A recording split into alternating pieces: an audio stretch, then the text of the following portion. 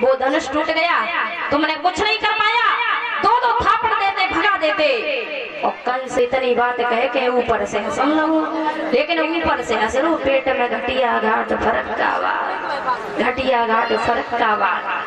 कंस को बहुत डर है। इधर भगवान कन्हैया लौट करके नंद बाबा के पास पहुंचे, माखन मिश्री खाई, आराम किया और नंद बाबा के साथ सभी ग्वाल बाल व बड़े भैया बलराम कन्हैया आगे बढ़े।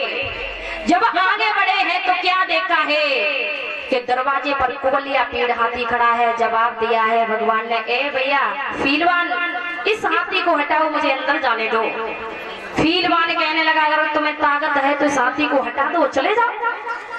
भगवान कन्हैया कहने लगे, फीलवान भैया हम जरा जरा से बालक हैं, हम इस हाथी इतना बड़ा इतना बलवान, इसे कैसे हटा सकते हैं। जवाब दिया है तो लौट जाओ, लौट जाओ। भगवान को क्रोध आया, भगवान कहने लगे, फीलवान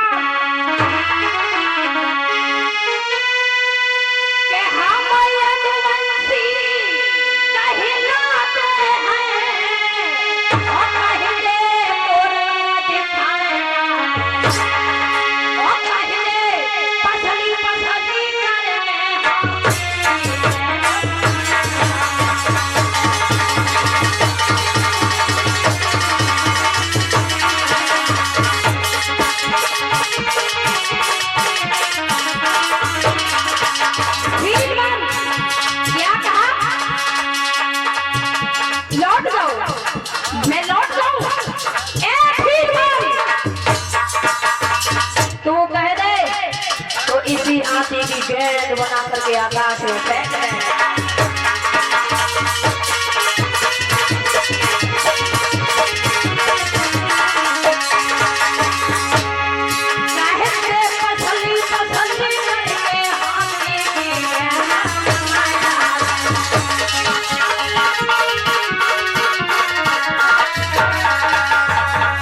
क्रोध आया भगवान को, और जो क्रोध आया इधर फीलवान ने भी अंकुश मार दिया हाथी के। कुबलिया पीड़ हाथी आगे बढ़ा, भगवान की तरफ जो आया, भगवान ने सूंड पकड़ी, घुमाए के चट्टान पे। बड़े भैया बलराम ने पूंछ पकड़ी, घुमा करके चट्टान पे। अब तो हाथी की फुटबॉल बनी गई, एकदम से घुमा करके चट्टान पे मार दिया।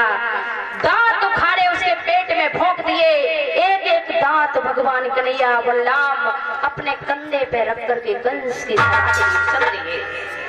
इधर क्या देखा, बहनें बैठी हुई थी, बहनों ने देखा कि भैया आ गया, माताएं बैठी थी, माताओं ने देखा कि बेटा आ गया, लेकिन भोजराज कंस ने देखा कि मेरा साक्षात काल आ गया।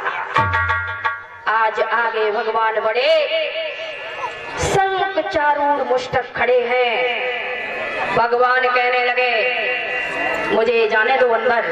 संग चारूढ़ मुष्टक कहने लगे, अंदर तो तब जाओगे, पहले हमसे कुश्ती करो।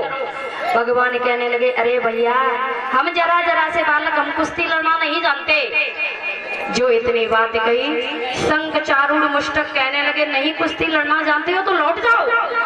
भगवान को क्रोध आया, भगवान ने अपनी ताल ठोकी, और जो ताल ठोकी तो सारा भूमंडल हिल गया। अब तो संग चारूढ़ मुष्टक सोचने लगे कि अब तो मेरी दोनों तरीके से विजय है। अगर इन्होंने मुझे मार दिया ना तो मुझे कंस के यहाँ से इनाम मिलेगी, और मैंने जब मार दिया ना तो मुझे कंस के यहाँ से इनाम मिलेगी, और अगर इनने मुझे मार दो तो मुझे बैकुंठ धाम मिलेगा।